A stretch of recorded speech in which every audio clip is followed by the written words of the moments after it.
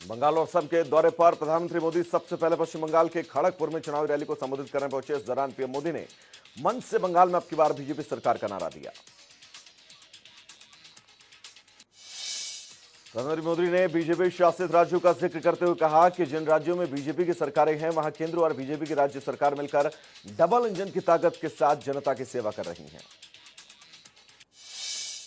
PM Modi ने कहा कि पश्चिम बंगाल में दीदी विकास की हर योजना के सामने दीवार बनकर खड़ी हो गई हैं। बंगाल की जनता ने दीदी पर भरोसा किया, लेकिन दीदी के बंगाल के साथ विश्वासघात किया।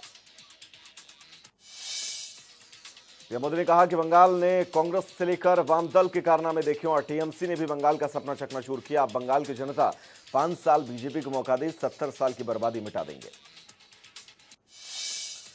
उन्होंने कहा कि दीदी कहती हैं खेला हो गए और बीजेपी कहती है विकास हो गए। उन्होंने कहा कि अब बंगाल में खेला खत्म होगा, विकास का काम शुरू होगा। रैली के दौरान पीएम ने कहा कि सही अर्थ में डीएनए में आशुतोष मुखर्जी और डॉक्टर श्यामा प्रसाद मुखर्जी का व्यवहार और संस्कार है। पीएम मोदी ने के असली पार्टी वाले बयान पर ममता बनर्जी ने पलटवार किया। उन्होंने एक रैली को संबोधित करते हुए कहा कि बीजेपी पर तंज कसा। उन्होंने कहा कि क्या बीजेपी राजनीतिक पार्टी है। ममता ने कहा कि बीजेपी में डरावने लोग हैं, बीजेपी में दंगा करवाने लोग हैं। ममता ने कहा कि बीजेपी की महिला नेता खुद पार्टी में सुरक्षित नहीं। उन्होंने कहा कि बीजेपी देश की सबसे बड़ी टोलबाज पार्टी है। ममता ने बीजेपी नेताओं पर निशाना साधते हुए कहा कि खेला हो गई, हम खेलने के लिए तैयार हैं। उन्होंने पश्चिम बंगाल की जनता से अपील करते हुए कहा कि जब बीजेपी के नेता वोट खरीदना चाहें तो उनके पैसा लेकर टीएमसी प्रत्याशी को वोट दें। ममता बनर्जी ने बीजेपी पर निशाना साधते हुए कहा कि बीजेपी के नेता को बंगाल की महिलाओं की चिंता करने के बजाय उत्तर प्रदेश, बिहार और दूसरे राज्यों पर ध्यान देना चाहिए। ईवीएम में छेड़छाड़ के आरोप पर बीजेपी नेता हिंदू अधिकारी ने सीएम ममता बनर्जी पर पलटवार किया। उन्होंने तंज कसते हुए कहा कि खुद ममता बनर्जी चुनावी हेराफेरी की रानी है। साथ ही कहा कि वो घुसपैठियों का इस्तेमाल कर रही हैं। शुभेंदु अधिकारी ने कहा कि बंगाल का चुनाव पूरी तरह से लोकतांत्रिक प्रक्रिया से होगा और यही वजह है कि मुख्यमंत्री ममता बनर्जी परेशान है। उन्होंने कहा कि इस बार विधानसभा चुनाव में बंगाल की जनता बीजेपी के साथ है। पश्चिम बंगाल विधानसभा चुनाव के लिए बीजेपी का घोषणा पत्र 21 मार्च को जारी होगा। खबरों के मुताबिक घोषणा पत्र में किसानों, मछुआरों, मतुआ समुदाय, महिलाओं, स्वास्थ्य और शिक्षा क्षेत्र के लिए कई बड़े ऐलान किए जा सकते हैं। कांग्रेस के पूर्व अध्यक्ष राहुल गांधी ने असम के दिग्बोई में रैली को संबोधित किया, जहां राहुल ने केंद्र सरकार पर आरोप लगाते हुए कहा कि उन्हें संसद में बोलने तक नहीं दिया जाता है। अपने संबोधन के दौरान राहुल गांधी ने कहा कि असम में हम सीए लागू नहीं होने देंगे। साथ ही उन्होंने चाय मजदूरों को 365 रुपए और हर परिवार को 200 यूनिट बिजली मुफ्त देने समेत कई चुनावी वादे किए। प्राइवेटाइजेशन पर राहुल ने कहा कि निजीकरण की अपनी जगह है, लेकिन जहां पर पब्लिक सेक्टर इफेक्टिव काम कर रहा है, समाज के लिए रोल प्ले कर रहा है, उसमें निजीकरण करने की क्या जरूरत है। राहुल ने कहा केंद्र सरकार को महंगाई और बेरोजगारी के मुद्दे पर भी घेरा। उन्होंने ट्वीट कर लिखा कि केंद्र सरकार ने क्या बढ़ाया, बेरोजगारी, महंगाई, गरीबी और सिर्फ मित्रों की कमाई। 3 दिवसीय दौरे पर पहली बार भारत आए अमेरिका के नए रक्षा मंत्री ने पीएम मोदी और राष्ट्रीय सुरक्षा सलाहकार अजय डोभाल के साथ मुलाकात की। अमेरिकी रक्षा मंत्री से मिलने के बाद पीएम मोदी ने ट्वीट करते हुए कहा कि उन्होंने अमेरिकी राष्ट्रपति जो बाइडेन को शुभकामनाएं दी। बेंगलुरु में आरएसएस की अखिल भारतीय प्रतिनिधि सभा की बैठक में 2 दिवसीय बैठक हुई, जिसमें अहम फैसले लिए गए। संघ में नए सरकार्यवाहक यानी महासचिव का चुनाव किया गया। आरएसएस के इस बैठक में भैया जी जोशी की जगह दत्तात्रेय होसबोले को सर कार्यवाहक की जिम्मेदारी दी गई। दत्तात्रेय होसबोले 2009 से सह सर कार्यवाहक का दायित्व निर्वहन कर रहे थे। मुख्यमंत्री घर घर राशन योजना पर रोक लगाए जाने के बाद मुख्यमंत्री अरविंद केजरीवाल ने समीक्षा बैठक बुलाई, जिसके बाद उन्होंने कहा कि अब ऐसी कोई योजना नहीं रहेगी, बिना नाम के काम होगा।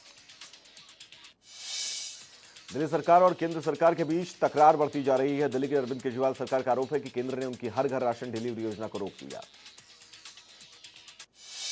दिल्ली में 25 मार्च से केजरीवाल सरकार इस योजना को लॉन्च करने वाली थी। इस योजना का नाम मुख्यमंत्री घर घर राशन योजना दिया गया। आम आदमी पार्टी ने ट्वीट करके भी आरोप लगाया कि मोदी सरकार राशन माफियाओं को खत्म करने के खिलाफ क्यों है।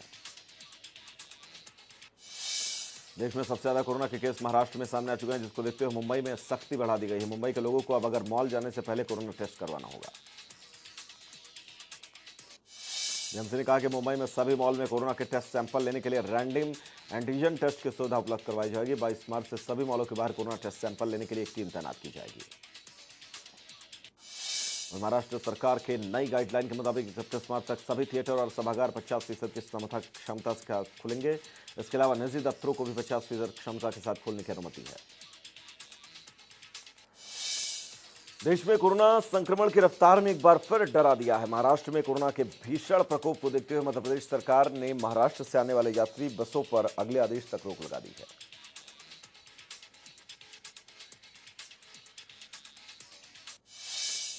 सीएम शिवराज सिंह चौहान ने कहा कि मध्य प्रदेश में कोरोना की वजह से दूसरी लहर खतरनाक मानी जा रही है, जिसको देखते हुए महाराष्ट्र से यात्री बसों के आवागमन पर रोक है। हालांकि निजी वाहनों पर रोक नहीं है। गुजरात में भी कई शहरों में नाइट कर्फ्यू लागू है। वहीं अहमदाबाद में रात 9 बजे से लेकर सुबह 6 बजे तक कर्फ्यू लगाया गया। इसके अलावा शनिवार को रविवार को मॉल, सिनेमा हॉल समेत सार्वजनिक जगहों को बंद रखने के निर्देश हैं। बंगाल में कोरोना के बढ़ते मामलों को देखते हुए सभी स्कूल और कॉलेज को 31 मार्च तक बंद कर दिया गया है। इसके साथ ही कॉलेज के एग्जाम को टाल दिया गया है। पंजाब सरकार की ओर से जारी गाइडलाइन के मुताबिक मेडिकल और नर्सिंग कॉलेज को छोड़कर सभी शैक्षणिक संस्थान बंद रहेंगे। सिनेमा हॉल में 50% की क्षमता की अनुमति है। घर में 10 से ज्यादा मेहमान नहीं बुलाए जा सकेंगे।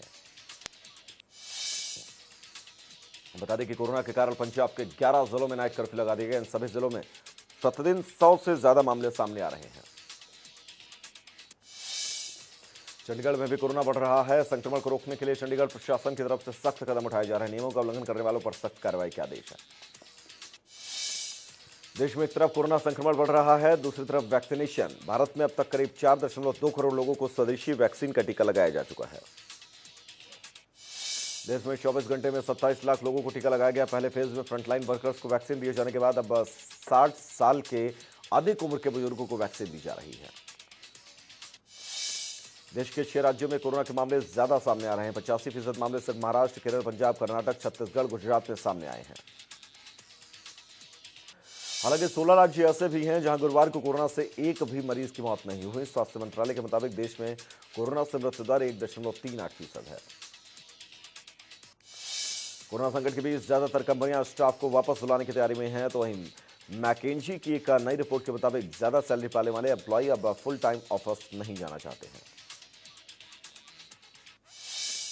मैकेंजी की रिपोर्ट के मुताबिक ज्यादा सैलरी पाने वाले एम्प्लॉय कोरोना की नई लहर आने से वे घर में ही काम करना चाहते हैं, जबकि एक सर्वे के मुताबिक 70% कंपनियां वर्क फ्रॉम होम के मूड में नहीं है। रक्षा मंत्री राजनाथ सिंह की दिल्ली में अमेरिकी रक्षा मंत्री लॉयड ऑस्टिन के साथ द्विपक्षीय बैठक हुई, जिसमें द्विपक्षीय राजनीति संबंधों को विस्तार देने, हिंद प्रशांत क्षेत्र में बदलती स्थिति और आतंकवाद जैसी चुनौती जैसे मुद्दों पर बातचीत की गई।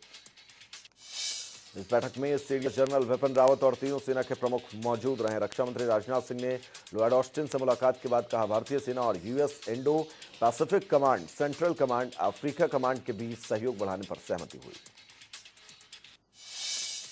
गुजरात के प्रसिद्ध धार्मिक स्थल शामलाजी विष्णु मंदिर ट्रस्ट ने छोटे कपड़े पहनकर आने वाले श्रद्धालुओं के मंदिर में प्रवेश पर रोक लगा दी है। यह नियम बीते शुक्रवार से लागू किया गया। मंदिर ट्रस्ट का कहना है कि ऐसे कपड़े पहनकर आने वाले श्रद्धालुओं को मंदिर के बाहर ही रोक दिया जाएगा। मंदिर के बाहर पुरुषों के लिए धोती पीतांबर और महिलाओं के लिए लहंगे की व्यवस्था होगी, जिसे पहनने पर ही मंदिर में एंट्री होगी। एंटीलिया केस में सचिन वाजे की मुश्किलें बढ़ती जा रही हैं। जांच में जुटी एनआईए की टीम ने बीती रात सचिन वाजे को क्राइम सीन यानी एंटीलिया के बाहर ले गई, जहां क्राइम सीन को रिक्रिएट किया गया। एनआईए की टीम ने मुकेश अंबानी के घर के बाहर सचिन वाजे को शुक्रवार देर रात कुर्ता पजामा पहनाकर सीन का रिक्रिएशन किया। इस दौरान क्राइम सीन पर एक डमी स्कॉर्पियो को इनोवा को मिलाया गया।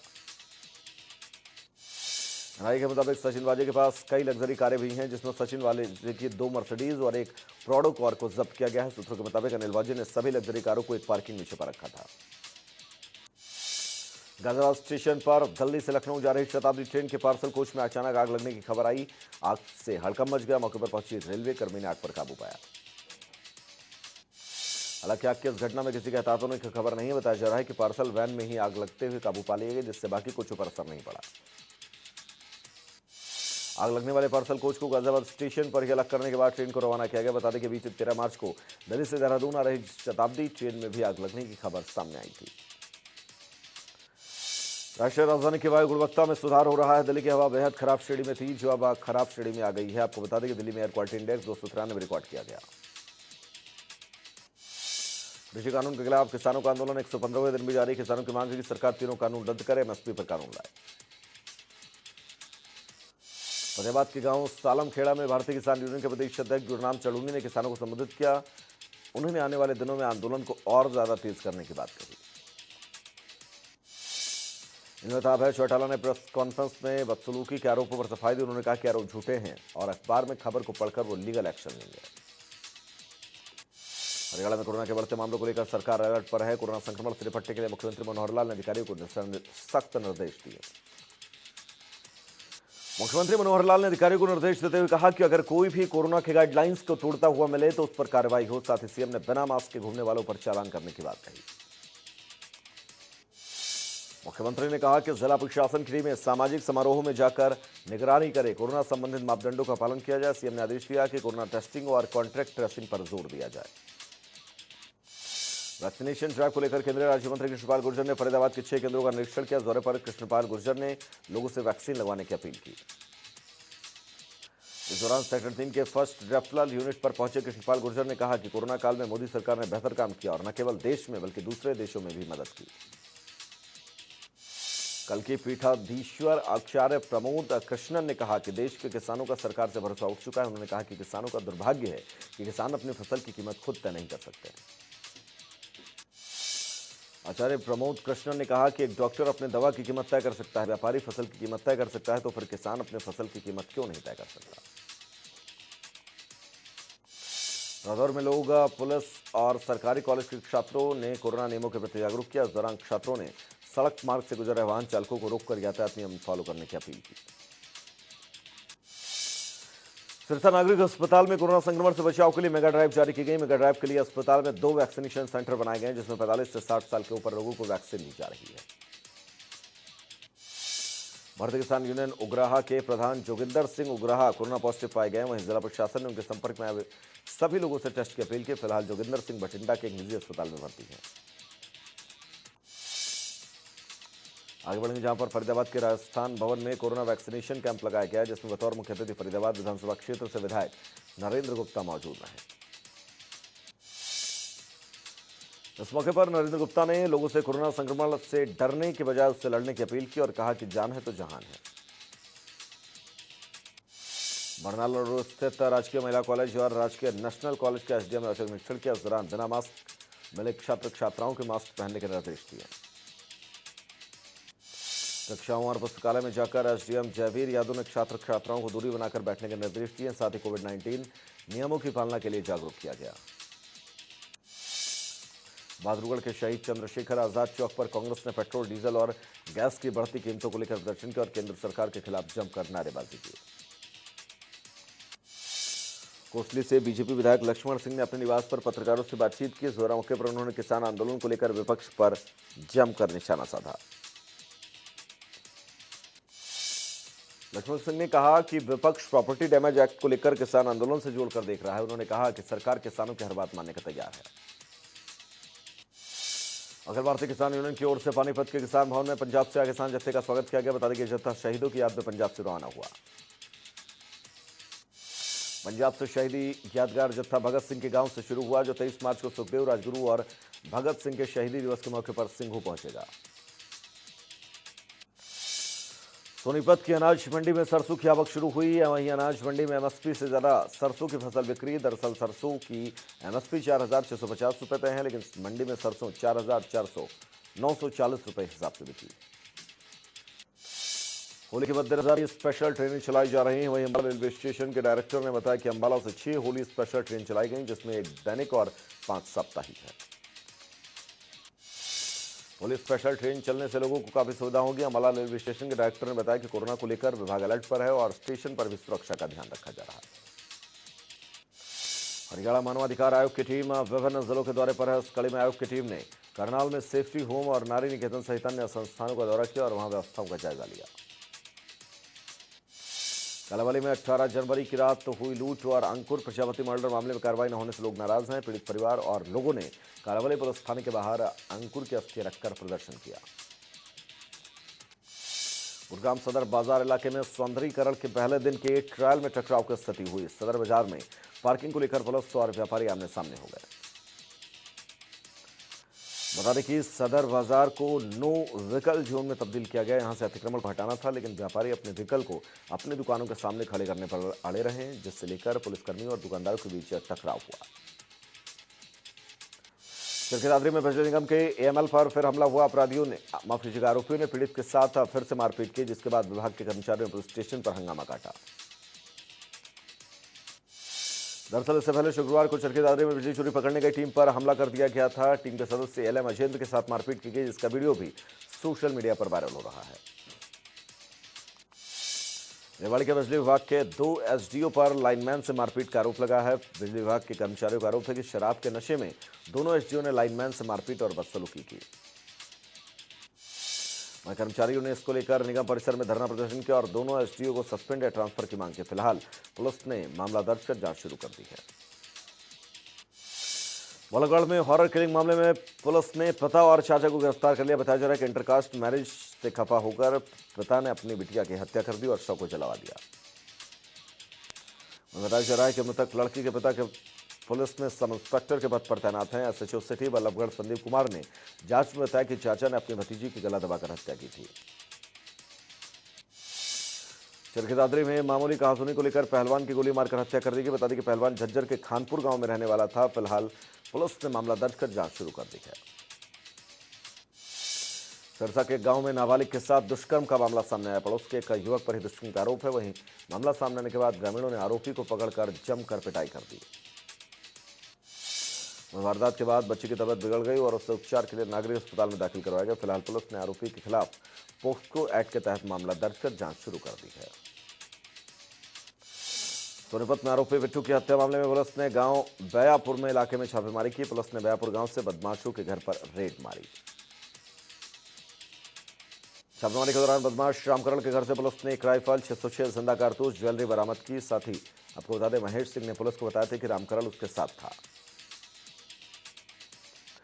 वहीं पूरे मामले में डीएसपी रविंद्र ने कहा कि आरोपी सिपाही महेश की गैंगस्टर रामकरण से रिश्तेदारी है और मामले की जांच जारी है। करीना के उपनागरिक अस्पताल में सेना की भर्ती के लिए कोरोना टेस्ट की रिपोर्ट बनवाने पहुंचे युवकों ने पर मधुमक्खियों ने हमला कर दिया। वहीं इस युवकों को चिल्लाता देख मौके पर मौजूद पुलिसकर्मी बचाने आए तो उन्हें भी मधुमक्खियों ने डंक मार दिया। वहीं मधुमक्खियों के हमले से घायल हुए सभी लोगों को अस्पताल परिसर में इंजेक्शन देने के बाद छुट्टी दी गई। बता दें कि कनीना उपनागरिक अस्पताल के नए भवन की तीसरी मंजिल पर मधुमक्खियों ने बड़े बड़े छत्ते बना रखे हैं। आगे बढ़ेंगे जहां पर हिमाचल विधानसभा में बजट सेशन के 16वें और आखिरी दिन कार्यवाही प्रश्नकाल के साथ शुरू हुई, जिसके सरकार की तरफ से सभी सवालों का जवाब दिया गया। सदन को साथ ही सरकार की तरफ से कई नई योजनाओं के बारे में जानकारी दी गई। 12 बजे प्रश्नकाल कार्यवाही पूरी हो गई। पांडा साहिब में लंबे समय से खाली पड़े एसडीएम के पद को लेकर प्रदेश कांग्रेस कमेटी के अध्यक्ष अश्विनी शर्मा ने बीजेपी पर हमला बोला और विकास के मामले में बीजेपी सरकार को जीरो बताया। वहीं इस मामले में हिमाचल बीजेपी मंडल अध्यक्ष अरविंद गुप्ता ने जल्द खाली बड़े पदों पर भरने की बात कही। गौरतलब है कि पांडा साहिब में केवल 2 सरकारी वकील पद हैं, लेकिन 2 पद भी खाली हैं। कुल्लू के सैंज घाटी में पार्वती परियोजना के जरिए बिजली का उत्पादन शुरू किया गया, लेकिन हेड रेस टनल का काम अधूरा होने के चलते अभी तक पूरी तरह से बिजली उत्पादन शुरू नहीं हो पाई है। पांडा साहिब में पुलिस ने चेकिंग के दौरान करीब 672 नशीले कैप्सूल बरामद किए। एक आरोपी गिरफ्तार किया और पुलिस ने जांच शुरू कर दी है। सोलन के वार्ड नंबर 14 में सड़क की खस्ता हालत के चलते लोगों को परेशानी का सामना करना पड़ रहा है। आलम यह है कि एम्बुलेंस चालक भी रोड के खराब होने की वजह से यहां आने से मना कर देते हैं।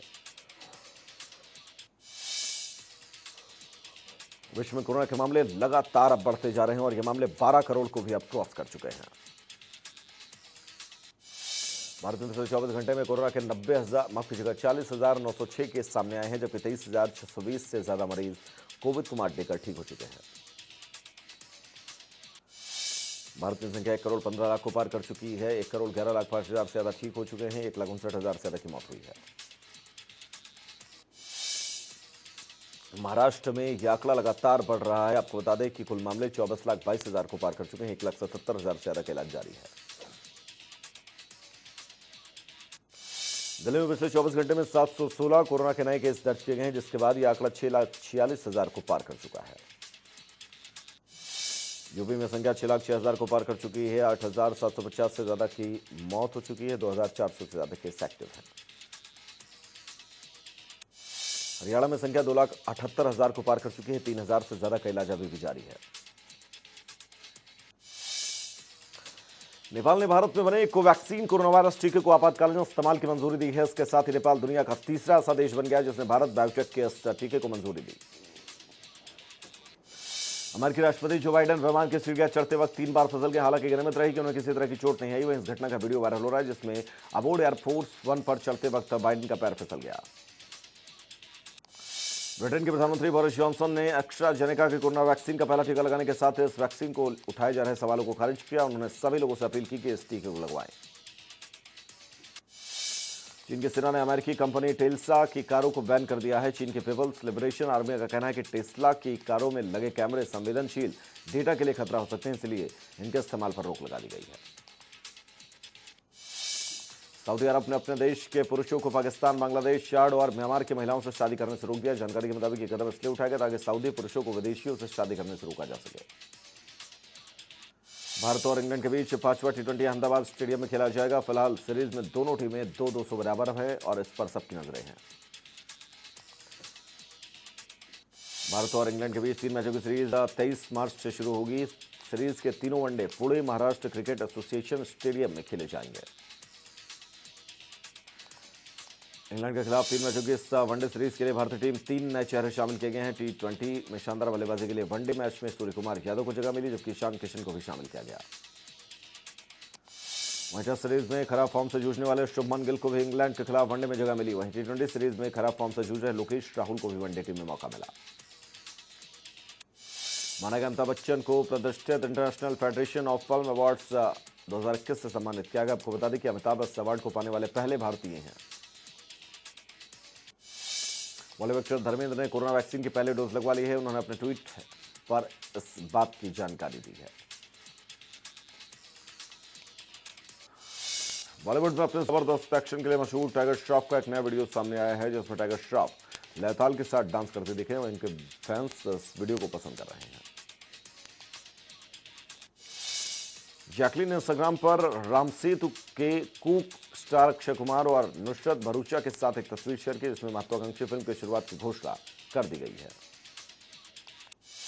करण जौहर के धर्म प्रोडक्शन की आगामी फिल्म अजीब दास्तान का ट्रेलर रिलीज हो चुका है जो सोशल मीडिया पर इस वक्त जबरदस्त छाया हुआ है।